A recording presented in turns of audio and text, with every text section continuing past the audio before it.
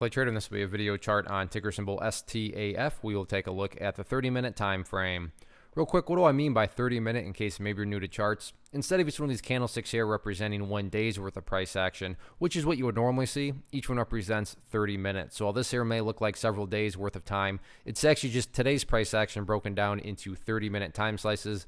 I like to this time frame. I think it does a good job of telling the quote-unquote story of the price, and then makes mapping out where levels of support and resistance a bit easier to see.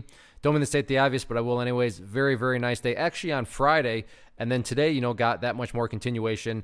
Now, the weird part was, I don't know if there was volume I don't know if there was a news release that came out late day, but essentially, again, each of these is 30 minutes, but volume was essentially non-existent. And then this afternoon happened, and like I said, I don't know if a news release or something came out, but you can see volume really kicked in a high gear later on in the day. But regardless, good solid price movement, so let's get some things mapped out from a support and resistance standpoint. So initial area of support is what I would call the ideal level, meaning, hey, Clay, what would make this chart look the absolute strongest going forward?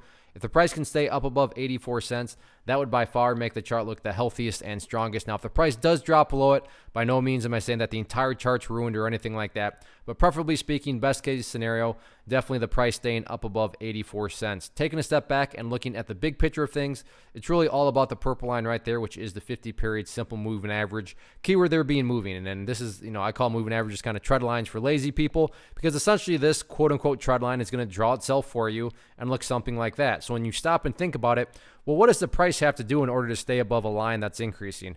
Well, the price itself needs to continue to increase over time. And that, by definition, is what truly strong moves do, right? And that's why I love charts. When you look at them certain ways, they basically insult your intelligence. So ideally speaking, yeah, 84 cents, you want to see the price hold. But from a bigger picture perspective, as long as the price is above that purple line, the bulls are in full control. Now, what about areas of resistance?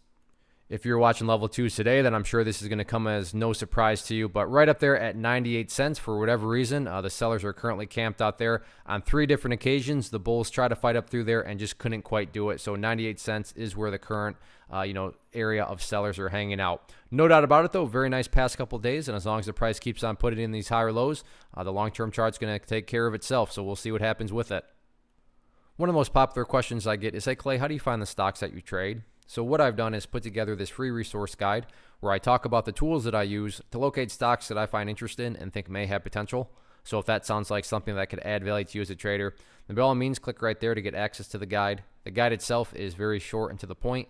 And like I say, it is free. Thanks for watching. Have a good one.